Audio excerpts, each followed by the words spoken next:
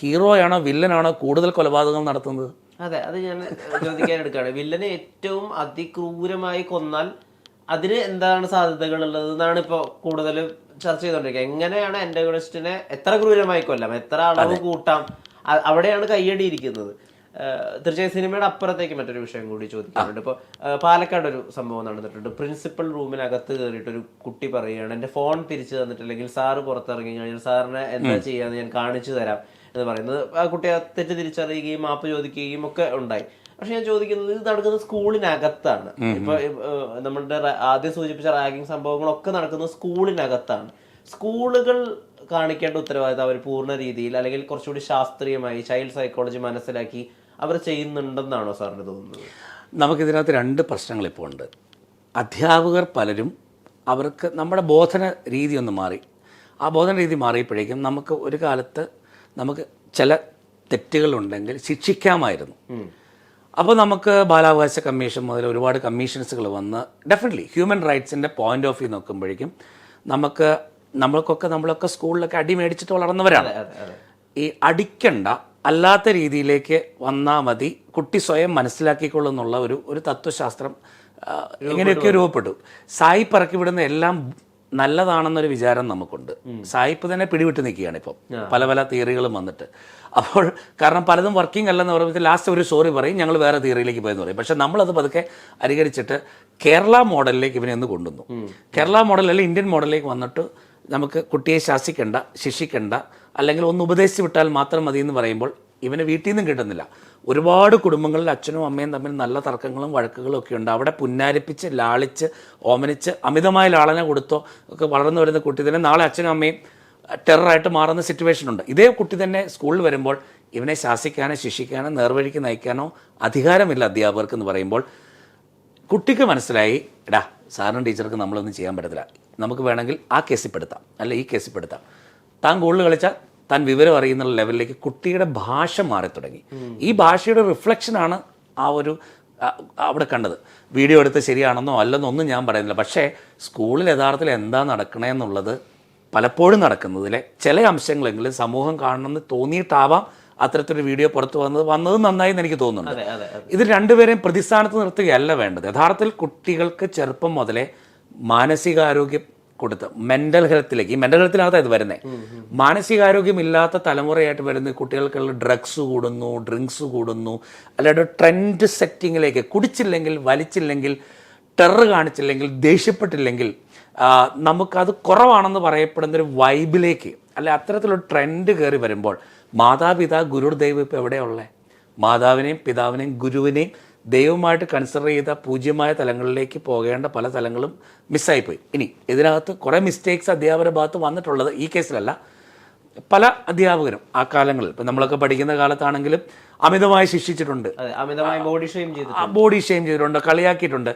ഇതിനൊരു മാറ്റം തീർച്ചയായിട്ടും വരേണ്ടതുണ്ടായിരുന്നു. അപ്പോൾ അധ്യാപകരിൽ മാറ്റങ്ങൾ വരേണ്ടതുണ്ടായിരുന്നു, വിദ്യാർത്ഥികളിൽ മാറ്റങ്ങൾ വരേണ്ടതായിരുന്നു, മാതാപിതാക്കളുടെ പേരൻറ്റിങ് സ്റ്റൈലിലും മാറ്റങ്ങൾ വരേണ്ടതുണ്ടായിരുന്നു.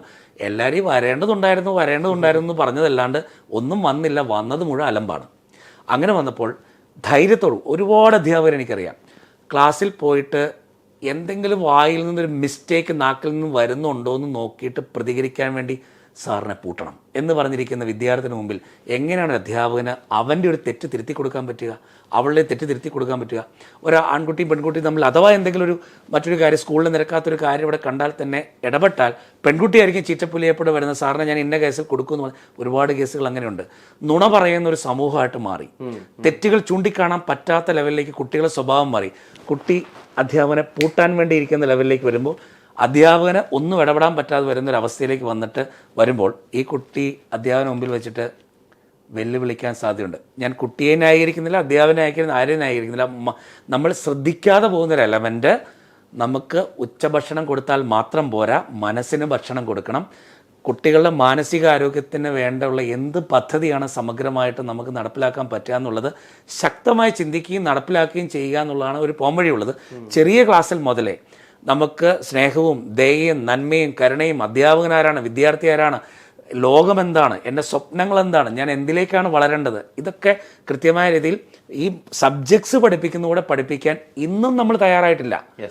ജീവിതം എങ്ങനെയാണ് കൊണ്ടുപോകേണ്ടത് എന്നുള്ളത് പഠിപ്പിക്കാതെ കുട്ടികൾ ഓരോ അബദ്ധങ്ങൾ കാണിക്കുമ്പോഴത്തേക്കും അവിടെ പോയൊരു പൊത്തടിച്ച്, അല്ല ഇവിടെ പോയിട്ടൊരു തൽക്കാലത്തേക്ക് ഒരു സെമിനാർ നടത്തി, അല്ല ഇവിടെ പോയിട്ട് തൽക്കാലത്തേക്ക് പേരിനൊരു കൗൺസിലിംഗ് നടത്തി പോകുന്നതിന് പകരം ചെറിയ ക്ലാസ് മുതലേ കുട്ടികളുടെ പേരൻസിനെ പഠിപ്പിക്കണം പേരൻറ്റിങ് എന്താണെന്ന്. അതിനുവേണ്ടി ഒരുപാട് സൈക്കോളജിസ്റ്റുകളെ അല്ലെങ്കിൽ നമുക്ക് സോഷ്യൽ വർക്കേഴ്സിനെ, സൈക്കാട്രിക് സോഷ്യൽ വർക്കേഴ്സിനെ അല്ലെങ്കിൽ സൈക്കാട്രികളുടെ ഒക്കെ നമുക്ക് സേവനങ്ങൾ ഉപയോഗിക്കപ്പെടേണ്ടതുണ്ട്.